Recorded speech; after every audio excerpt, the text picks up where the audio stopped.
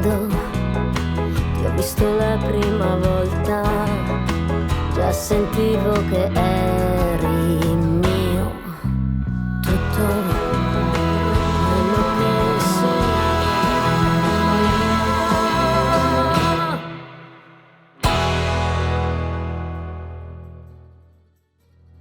Welcome to episode 2 of Chiba's Sugo Sundays series. I'm Gabby from Home with Gabby, and I've got Chef Elvio with me today in my backyard. We are taking it outside. I'll let Elvio tell us a bit about what we're making today and why we're doing it outside. So we thought we'd take Sugo Sunday to another seasonal favorite. We're going to be doing a little bit more of a classic, using what's available to us in the season, but bringing the old world with the new world and the theme behind it, and seeing that we're, Canadian Italians. We bring in our flavor to this part of it. So it's not your typical red sauce Sunday. We're doing something a little bit different and using ingredients that we can either find in our garden or readily available at the market, something like that. So as we go, I'll explain why we chose some of these dishes, and at the same time, they are classics. Just train, just a different take. Different take, a little spin on it. Yeah. Okay, perfect. So what are we starting with? So we're going to start off with a carpaccio. Okay. After the carpaccio, we're going to do a panzanella. I love panzanella. We're going to go to a grilled sepia that I've been doing for a while. Okay. And then we're going to do a nice pasta with zucchini flowers, lemon, My favorite. and pink peppercorns. And we're going to finish off with a little Scropino. Very excited. Let's take it to the kitchen. None of this meal that you're about to see would be made possible without our incredible sponsors, which include in top tier Le Creuset Canada, Darren Carmosino Wealth Management, Fruit Dome, Fruiterie Milano, Bono, Nini Deluca, Zinman, Maison Lipari, and Shamrock. As well as Marina Del Rey, BMW Laval, Ciot, JPMA, FCCI, Raymond Chabot Grant Thornton, Saggio, Jacovino, Rogers, and Ambienti.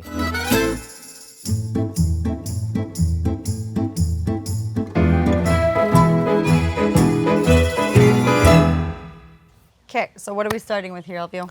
So we're going to do a carpaccio.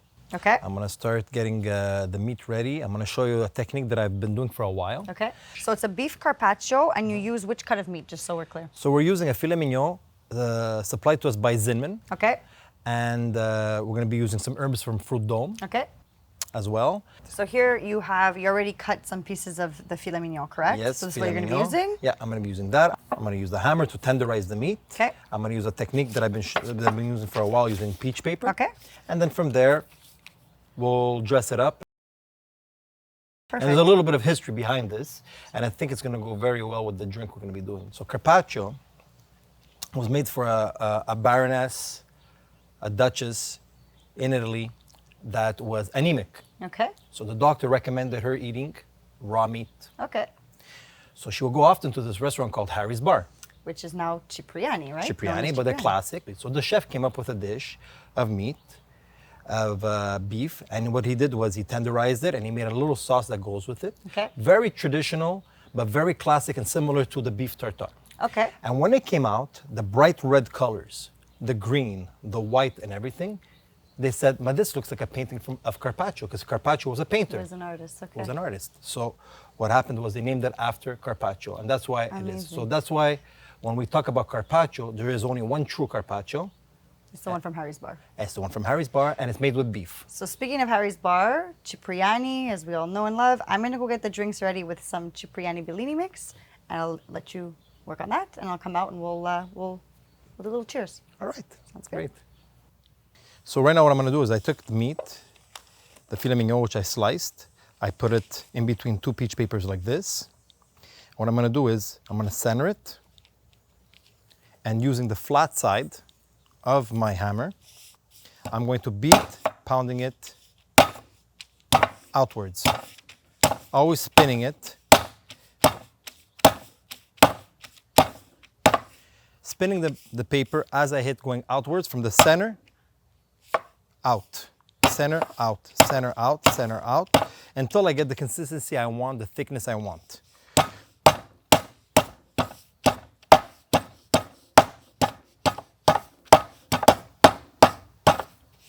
Now, once you have this, here like this. We're gonna print and cut around it.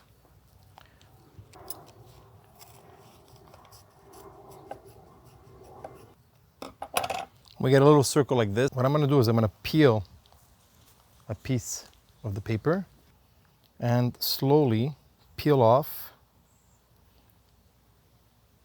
the paper like that. Now, I'm going to season it with a few things.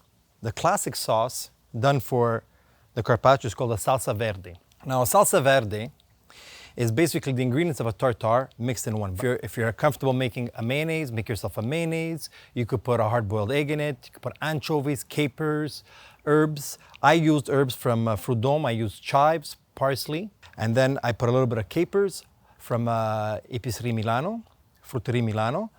And I've also done a little bit of lemon juice inside and lemon zest. And I'm gonna finish it off with a little bit of lemon zest and lemon juice on top. So the first thing I'm gonna do is spoon some lemon juice that we got from Bono. These beautiful lemons. So what we're doing right now is seasoning the meat with the lemon juice, and it's gonna give us time for it to fall in. A drizzle of olive oil. Mix it in, and you go all the way to the rim. Then you'd like to season it with a little bit of salt and try to go all the way to the rim, because this is very important. The salt part, just put a little bit of lemon zest everywhere.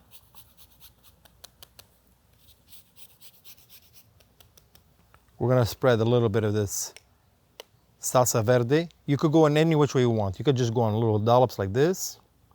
You could put it in a bottle and zigzag it and top it off with some parsley that we got from Fruit Dome. A lot of people like to use rucola or other types of salad. I'm just going with something very simple. And then we finish off with a bit of Parmigiano Reggiano, scaglie di Parmigiano Reggiano on top.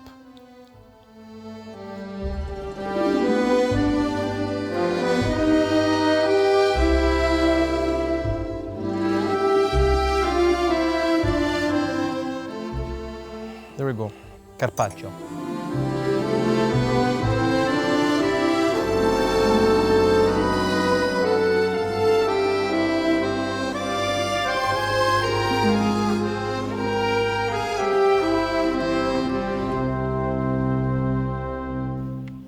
Okay, so let's try this beautiful carpaccio and let's have a little drink with it. Okay. What are we making? So we're gonna do a classic Bellini that comes from Harry's Bar as well. Perfect. And Cipriani from Nini Deluca have these bottles of the Bellini mix already made. So all you have to do is pour some of this. Delicious. And put a little bit of Prosecco with it. Nothing like some Prosecco in the sunshine. It's my favorite. Yep. I like anything with Prosecco, and the Italian sure. drinks tend to use it a lot in the Yeah. summer months. Spritz, Bellini, even just some Prosecco Bel on its own. spritz. Oppa. Bravo. Perfect. There you go. Pour some in here. We'll do a nice chin chin, and then we'll taste your beautiful carpaccio. I love going to Cipriani, even in New York, and having their fresh Bellinis. They're the best. But this is second best to it for sure. These little mixes. I love these. I always keep them in Love my them. fridge in the summer. Very good to have handy. Cheers. Salud. Salute. Now, can I taste this? Go ahead. So, with the time, Yeah. this is gonna get a little bit, the lemon could actually go through and give it a little bit of a, Cook. a little bit of a cooked effect on it. So you're better off serving it as soon as possible. Okay. Still good. So good. Get a bit of Parmigiano, a bit of that That's delicious. salsa verde. Very, very fresh. And you can make carpaccio tons of different ways, right? Yeah. This is a nice summer option. I like the summer option. It's Yeah. like very easy going. You use what you have handy. And that's what I meant from before. So carpaccio, we don't normally do it. Here in Montreal, a lot of our older generation didn't like eating the raw meat. So this is something that we all brought back from our trips from Italy. We've had them, so we kind of developed them and actually made them part of our culture. That's why I'm trying to say that it's a bit of new world meets old world, and Sugo Sundays, it would be a perfect appetizer for an outdoor event. And you know what's funny is I never made it because I thought it was complicated. the perfect hosting. Yeah, it's perfect appetizer, hosting, exactly. And it looks a lot fancier than it is, which is amazing. Those are my favorite kind of things to Yeah. serve. Because people think you spent hours doing it when really you put it together super quickly. That's right. Love it.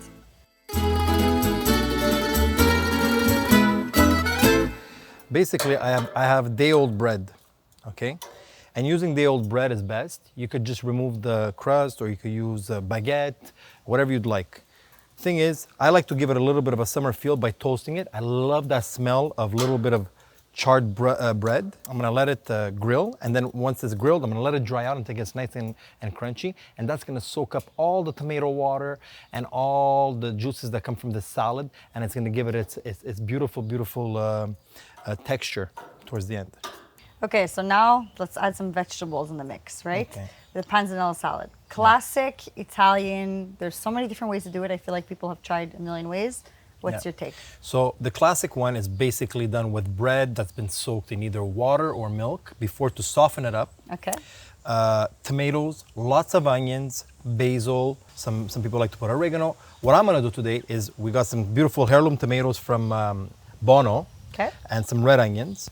And I have a little bit of leftover day-old bread that I've grilled. A little stale, right? Stale, yeah. So that we're gonna break it up and everything. The reason why I like grilling it and getting it a little bit stale and leaving everything on is because once the tomatoes have released their waters, the tomato water, right? Okay, it's gonna soak it all up, and that's that's where the why flavor exactly. is, yeah. What I did before is I quartered the tomatoes. Okay. Okay. Very Nice simple big chunks. You could even go square. You could go whatever you want. You could do Okay. some square, some quartered, some just cut in half. It all depends, as long as it's all uniform in size. Okay. Okay. I used a bit of basil in there. I added salt. Now the salt releases the water from it. Okay. Yeah.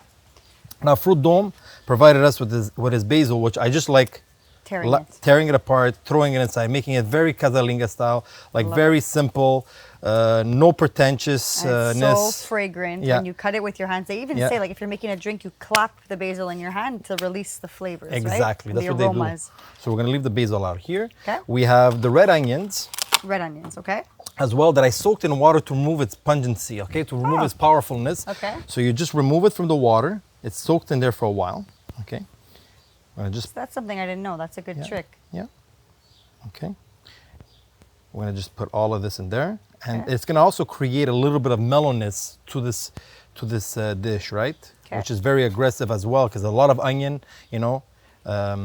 My take on it, I'm gonna do a little bit of lemon zest, seeing that the lemon that we've been using today is part of the star of the show. So you repeat it a bit in every dish. Just a bit, just to give it a hint, and it comes in and out. And with with the wine pairing that we're gonna do later, everything is gonna have a little bit of a repeat of the lemon. The whole theme is that. And then this, basically, I just break it up. I like going classic, old school, just torn apart. I love it like that too. Yeah. I actually make mine a little bit of ahead of time before serving it, so it really has time to soak up all the juices without getting soggy. Exactly. But a little bit ahead. So I like to do it a good 10 minutes in advance, but what I like about it is when it soaks up the middle, and I'll explain, and it leaves just a bit of the outside crunchy, you get this texture that you like. It becomes a little bit of soaked and crunchy at the same time. So. See, in my last book, my summer book, I put a panzanella salad, but I did a peach panzanella. So you beautiful. put ripe peaches in it. Yeah. Oh my God, so delicious. You get a bit of the crunch with a bit of the juicy peach. The pops sweetness. in your mouth. It's so good. The sweetness as well. We could have done a variation of that next time, Yeah, extra virgin olive oil. But just to say, there's so many ways to do it, right? Panzanella is pretty universal. Yeah. And we're just gonna mix it up.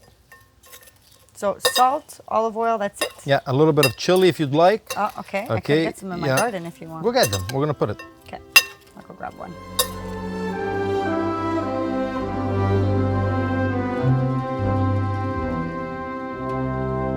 You wanted a pepper from my garden? There you go. Yeah. Fresh as can be. Yeah, that's what we wanted. So we're just gonna add a little bit of spice to it. Okay. Nice. I like a little kick, especially when it's a fresh kick like that. And lastly, just a little bit of red wine vinegar from Cipriani, from Nini Deluca. And I find that this brightens it all up. So the chili, you get the spice, you get the acidity, you get the salt, you get it all. There's nothing like freshness in a dish in the summertime. Like you might as well use everything because the produce is unbelievable in the summer. Now we're gonna plate it nicely so it's presentable, right? Very nicely. We're just gonna put a bit at a time. We're gonna go. Very nice. And you don't have to overdo it. You know, we're not gonna have to overdo it. You can serve this per person, or you could serve it family style like this. You know, family style for 4 to 6 people. And we're gonna finish it off with some basil from Fruit Dome. Wow, this looks delicious. Smells so olive good. oil. Look how juicy those tomatoes are. Yeah. And here we go. We're done with that. Nice. So, just a little bit of olive oil. Nice. And some basil from Fruit Dome. And I like to use the tops, this part here. Yeah. Because it gives it a little bit of a bouquet. It's prettiness. Like that. Just like that. And like that. Beautiful. And here we go. Now tell me that's not the quintessential summer dish. There you go. Beautiful. Love it.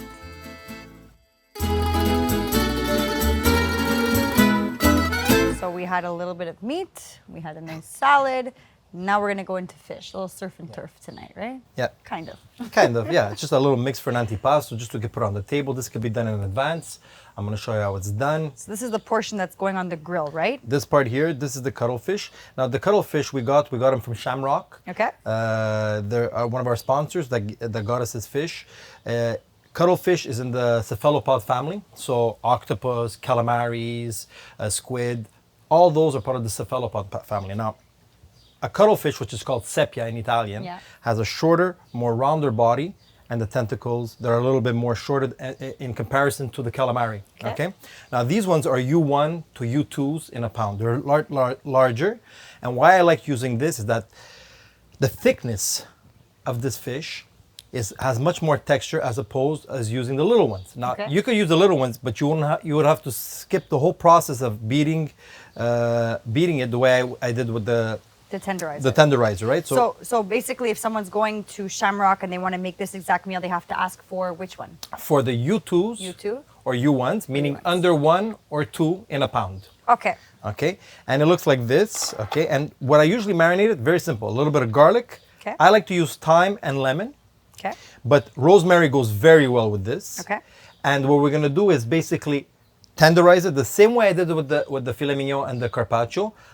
We're gonna beat it until it gets to a nice, even, uniform layer. And then after that, just marinate with chopped thyme, garlic, lemon, and olive oil. And that's it. And then from here, what I'm gonna do is I'm gonna go to the grill, I'm gonna grill it. And once it's grilled, I will put on a cutting board, slice it up, and mix it up with some other ingredients. Maybe we'll use a little bit of garlic scapes, some black olives. I got capers, and that's it. So this is the version of this whole, like it exactly. stays whole, you just pounded it down so that it was tenderized. Yeah. And you were telling me while you were doing this is that the more you pound it, the more tender it actually becomes. I didn't know that about cuttlefish. Exactly. So what it is, because it's thick, and I'm going to show you, if you guys want to see, it's like this. Look, even if you make holes in it, like you tenderize it really hard, it doesn't matter, because once you throw it in, you're going to cut it so small that you won't even notice the pieces, okay? And it's going to have a little bit more texture, and you can control the cuisson, and the middle is going to get just a little bit,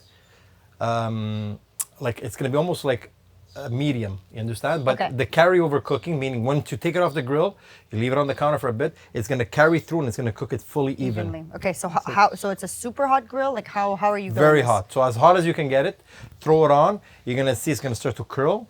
The fish now looks transparent. Yeah. And what's going to happen after is going to be that it's going to turn white really fast with nice markings.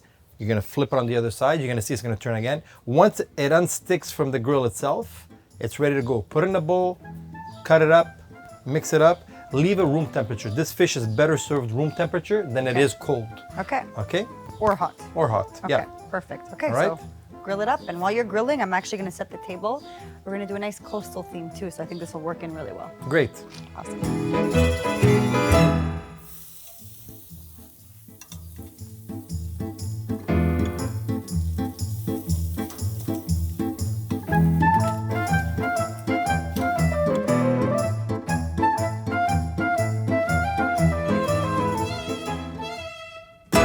The salad. We're gonna have a few ingredients here. I have some chilies that I just from the garden again sliced up, put inside. These are garlic scapes. Now garlic scapes are the flowers that this turns into a flower, makes seeds, and it makes more garlic. Now these scapes, okay? You could either grill them, blanch them, or use them raw. I like to use them raw. What I do is I just cut a little bit, not much, something about maybe this size, and it's gonna give that garlic flavor to this dish, okay? Just a little bit, okay? From there,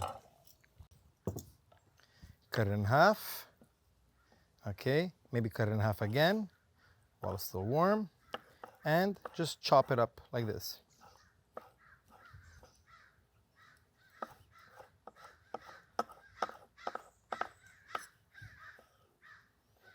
You want to get into little pieces so that when your guests take it, already pre-cut, very tender.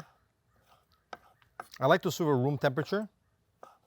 Now to finish off this dish, we're gonna add a little bit of lemon zest, again, to bring out the flavor of the summer.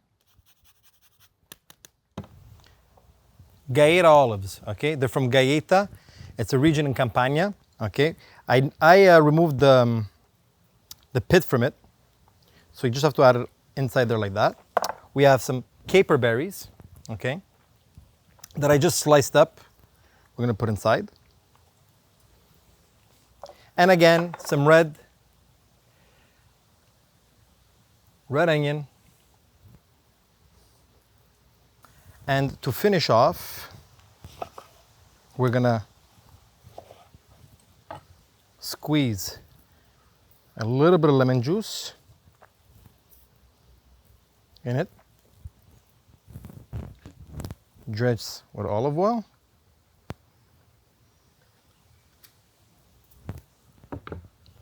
And just mix.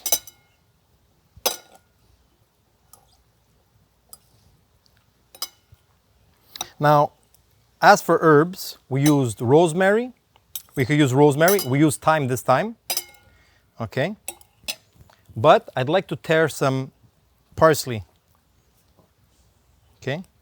Just the little leaves. We're gonna pick the leaves of the parsley like this, put them a bit everywhere. We want people to feel that freshness of the summer.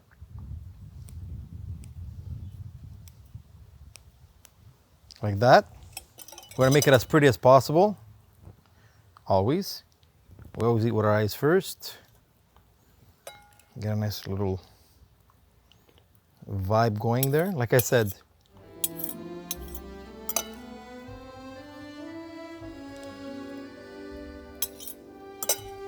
you can dress with a little bit of caper berries that we got at Fruiterie Milano. Some fruit dome parsley. And the fish from Shamrock. So here we go. Here we have the grilled sepia salad.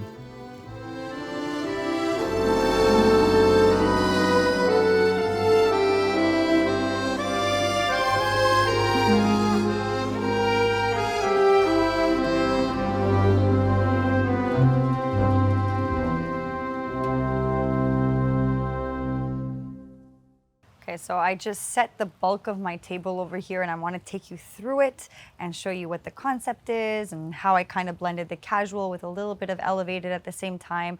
But first, I want to take you to my garden because I want to show you how I make centerpieces lush and beautiful without breaking the bank.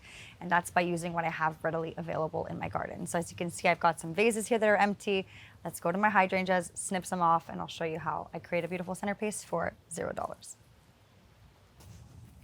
Okay, so I'm gonna cut some hydrangeas from my garden to use as centerpiece. You don't have to go crazy, you don't have to buy flowers ahead of time, you don't have to go to a florist. Use what you have in your garden. That's always what I try to do, especially when I'm hosting outside. So I'm gonna pick a really nice white hydrangea here, and I'm just gonna snip it at the bottom because I don't know how long I'm gonna need. So I'm gonna take a few like this and make it really nice and full on the table and put them in little vases, and it'll look fresh and full, and I didn't have to go anywhere and I didn't have to spend any money. That's the trick. Okay, so now that we have our flowers, I'm gonna show you how to care for them to A, make them last longer, and B, make them look absolutely beautiful on your table. So I snipped about 5 stems of hydrangeas over here. And what you're gonna wanna do is take off as much of the leafage as possible because that's gonna drink up a lot of the water, and you'd rather that the water goes into the flower so that it stays nice and pretty a little longer. That's about right. And then what you're gonna do is cut it to the length you want. So here I've got a little bubble vase, which is from the dollar store. You're gonna snip it to about the height of the vase. And I poured warm water in here. Hydrangeas, always warm water, that's the trick. And I'm just gonna plop 1 in there. And I'm gonna do the same thing with that bubble vase over there. And then with the other 3, I'm gonna put them in the big middle vase. And this is fun because it's acrylic, it's not glass. So of course, when you're eating outside, you kind of want to maximize on the acrylic stuff because you don't want to break things, especially outside near a pool. So I'm just going to fill this up with warm water, like that.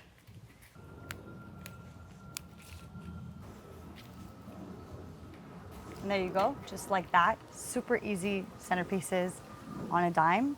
And if you don't have hydrangeas at home, I always suggest going to Costco. Costco has fantastic hydrangeas for a great price that lasts really, really long. I like hydrangeas in the summer because they're big, they take up a lot of room, and they're inexpensive, and they make your table look lush and beautiful for the summer. Okay, so now I want to explain to you a bit of the vibe and the theme I did for the table. Everything you see here to decorate every single place setting is from Maison Lipari. And what I really did was stick to outdoor elements. So let me explain a little bit. LVO's menu is very curated for summer fresh ingredients. And what's better than summer on the coast of Italy? And I'm talking like, you know, Amalfi Coast. I used to spend a lot of my summers in Capri, and there's one restaurant we used to go to all the time called La Fontellina, and everything at La Fontellina is striped blue and white. So when I saw these placemats at Maison Lipari, it kind of ignited this little inspiration in me that created this tablescape. So let's go through it. First, I want to start with a base of a tablecloth. I always say invest in a good tablecloth that you can use outdoors, indoors. Invest in a good one. This is a linen one from Sfera, also from Maison Lipari. Then, when it comes to outdoors, I like to keep it a little casual, even if it's a fancier meal. And what I mean by that is placemats. Placemats is usually used for more casual meals. Sometimes when you're eating dinner, just your family, you might not put a tablecloth, but you'll put placemats. Same goes for the summer. Outside, usually you might put placemats instead of a tablecloth. In this case, I layered them over the tablecloth to bring in the casual element while still having a little bit of luxury with the linen underneath. And like this, it's fun, it's dynamic, it's layered, and it brings a pop of color for sure with the white underneath. Then let's talk about the flatware and the glasses. Everything that you see here is plastic. It's not glass, so you don't have to worry that something breaks or shatters outside. Everything is plastic, but a nice quality. And Maison Lipari carries all of these, this entire line, and in different colors too. But I wanted to play on the blue and a little bit of the red that we have in the placemats as well. So kind of played with the colors, add a pop of color outside, which you might not necessarily do indoors, but have fun with it outdoors. Inside, I kind of keep all of my flatware and all of my dishware very traditional, but outside, I kind of splurge on the fun things like these, and you can pick from a multitude of designs. Then, let's talk about the cutlery. I love to spend a little bit on cutlery. It's a very inexpensive way to change up your table setting. Sometimes I go with gold, sometimes I go with my silver, but in this case, I love this bamboo stem for the place setting here. I felt like it made it a little bit more beachy and a little bit more casual, which is something that I was really trying to pull in for this table. And then finish it off always with a cloth dinner napkin. I love cloth dinner napkins much more over paper dinner napkins, especially in white. They're very easy to wash. You just bleach them, you throw them with bleach in the washer, and it's taken care of, and it elevates your table up a notch completely. What I did here is to kind of make it a little more nautical. Again, summer coastal vibe. I did a little knot. So I'll show you how you can achieve that, because it's super easy. So these are also Sfera dinner napkins, linen, same style as the tablecloth. You're going to take the square, fold it into a triangle like this, lay it down, and you're going to roll from the tip, and then just tie it into a knot, As easy as that. And then place it on an angle on your place setting, and you've got a nautical, very elevated table setting for absolutely nothing at all. And then here, to kind of match with the glassware, I have another vase that's also acrylic to tie it all together. And then what's really fun is when you place your napkin on the dish, these dishes have a fun little fish on it, so it kind of pulls from the ingredients that we have in our dinner here. And it kind of makes it a little bit different, which is cute as well. So if you want a little pop, a little bit of fun, and you're too scared to do it in your house, get it for your outdoor kitchenware, because honestly, it's just adorable. Let's talk about the centerpieces now. We did the flowers from my garden. What I have here are some cylindrical vases. These are from the dollar store, and these candles are from IKEA. Super, again, inexpensive. And this vase is from the same collection as these glasses from Maison Lipari, and it's also acrylic, so super versatile to keep outside and use for flowers. Now, I know it's daytime, but I still put candles because when you're having people over, whether it's a late lunch or a dinner, the sun will eventually set, and once it does, you'll have such a beautiful ambiance on the table with the candles, so light them even if it's daylight. That's what I always say. And then you can continue your dinner into the late evening, and you'll have a beautiful little glare. I like candles everywhere. The more candles, the more ambiance. And it's a really, really affordable way to elevate your table. And voila, super easy, super cute, super fun. Okay, so explain what we're making here. It's a little drink, it's a little palate cleanser. What is this? Okay, so basically, this is something I used to do back in 1995, 96 when I was working in Treviso. It's called a Scropino. Scropino is basically lemon gelato, prosecco, and vodka mixed into a little smoothie, like a smoothie, slush, and you pour it and use it as a palate cleanser between fish and meat. But nothing stops you from doing it at the end of a dinner to help cleanse everything out before you start getting into, I don't know, into desserts or whatever it is, you know? Nice. So basically, very simple. We're gonna use some lemon gelato, which is basically a lemon sorbet. Okay. Okay. I was gonna say lemon gelato's. Yeah, it's a sorbet, Sorbet. but so very creamy. We're gonna put it all in here. Okay. And now I go by eye, but it's usually one third, one third, one third. Okay. Okay. It's 3 parts, and I've been eyeballing it for the last few years, so I know what I'm doing when it comes to that. So here it is. That looks delicious. We have the Prosecco from Iacovino that we used before. Okay. Just a bit to start. Nice. A little bit of vodka of your choice. Okay. Okay. And then you start adding the liquids a bit at a time. Perfect. And then you add as you go. Yeah, as we go. And like this.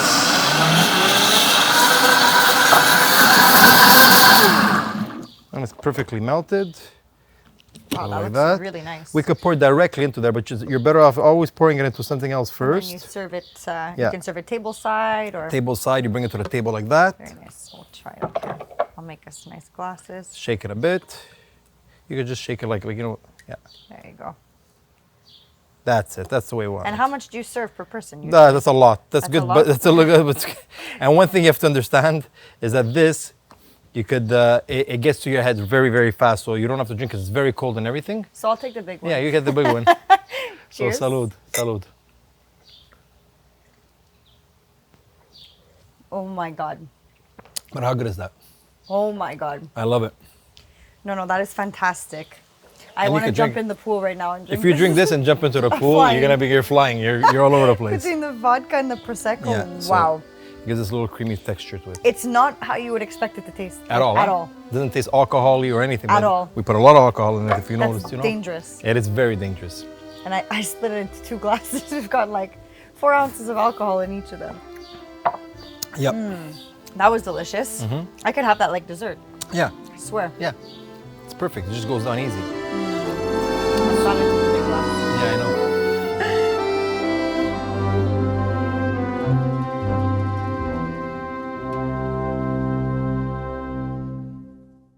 Before we get into the pasta portion of this meal, we just want to say a quick thank you to Darren Carmosino Wealth Management for sponsoring this episode. So what are we doing here with pasta? Because I see zucchini flowers, and when I see zucchini flowers, my head goes straight to being fried, but pasta, I've never done that, so take us through. So again, when I was saying before in the beginning, I said we have what's available to us. A lot of people like to fry the zucchini flowers. I've been using it in pastas for the last few years. I like to do it with tomato and just finish off with the zucchini flowers. They give a bit of texture and a little bit of a fragrance that's very, very floral to the pasta. But another dish that I like doing is pasta spaghetti con limone. And limone is just limone and spaghetti. Okay. So what I did is a hybrid between the two. And I want to do a little version of what I've been doing for a while and that a lot of people like is zucchini, limone, e pepe. Okay. So it's a little hybrid between cacio e pepe, pasta limone, and pasta con i zucchini. So sounds delicious. That's a white sauce. Yeah. So I'm gonna do a little explanation here, okay? And looking at the two flowers, you can't tell which one is really the female or the male, right? Yeah. Okay. But looking at it like this, you could tell that this is the baby of the female and this is the male. But as well, if you didn't have this or this, you just rip them off like this. And this is the male. Okay. And this look at that. is the female. So you see the difference in form, right? When you're actually growing zucchini, whatever, it's important because they have to pollinate together. Exactly. Right? So the male and female is important. You have to make sure you're picking the right ones. Exactly. So what we're gonna do is I'm gonna take these zucchinis, I'm gonna slice them like I did right here, just in little rondelles, a little bit like a little slice. They're so cute. Yeah, a little bit of a yellow, and a yellow goes good with the lemon as well. But I've been using green. We have a little bit of garlic. We have 1 juice of lemon and a zest of 2 lemons. Okay.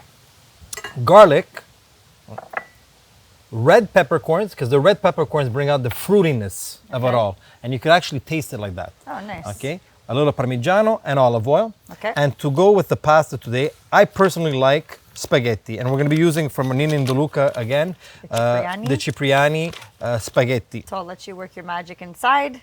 Get this going. I can't wait to taste this. It's going to be so good.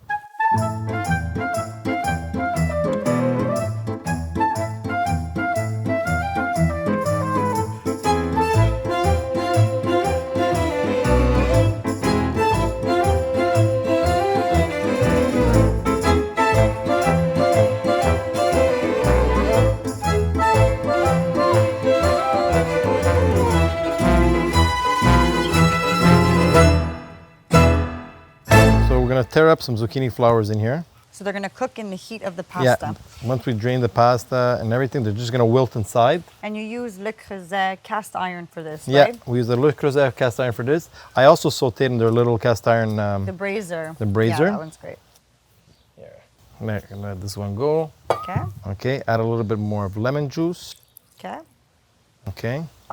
We have a little bit of lemon zest inside again. Smells really good from here. We start mixing. And then they're just going to melt right in, aren't they? Yeah, it's going to melt right in. Very nice. Delicious. I love those little zucchini. They're so cute. Yeah. We mix some fresh chili peppercorns. So you put the whole peppercorn in? Yeah, pink peppercorn, yeah. And like they crack. No, you don't have right to. Oh, you could, but look what I happens didn't even know that. And then when you crack into them, it's you even get 1 or 2 that are not cracked. When you bite into it. You bite into it, it gives you a little bit of that thing. But mixing it like this is going to help it too, you know? Very nice. Here we go. And now, a bit of Parmigiano more. So this obviously is also going to help make it creamy, right? The Parmigiano? The Parmigiano, a little bit of the pasta water. When you serve it, do you top with more Parmigiano or like this it's good? I like it. I like leaving it. I like seasoning it before you give it to the person, you know, like already done. But some people like extra cheese on it. Okay. Okay. And that's More it. Water. And that's it. We just mix it until it gets all creamy and starchy. Wow, looks delicious. Now this is like a perfect Sugo Sunday pasta in the summer. It's very, it's summer Sugo Liz, but it's very Sugo Sunday style. It's Sugo Bianco. Yeah.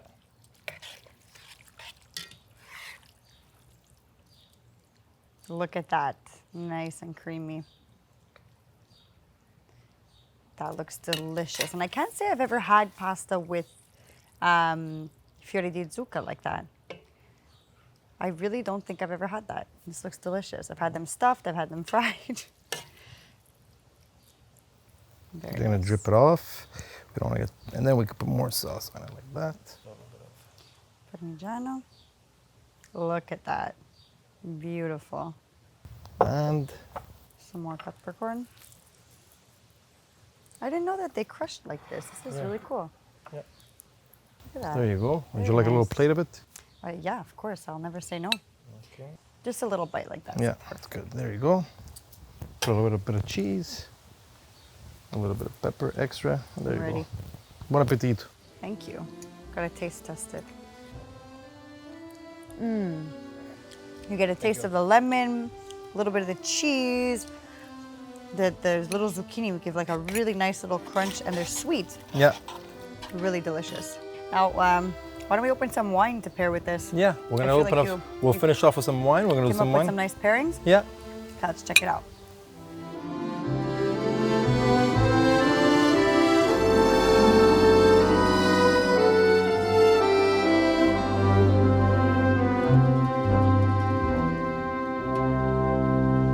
So Ellie and I are about to sit down with some friends, and we're going to enjoy the meal that he worked so hard on, and I can't wait to eat it all. But first, we're going to talk about some of the wine pairings that Elvio suggests with this type of meal.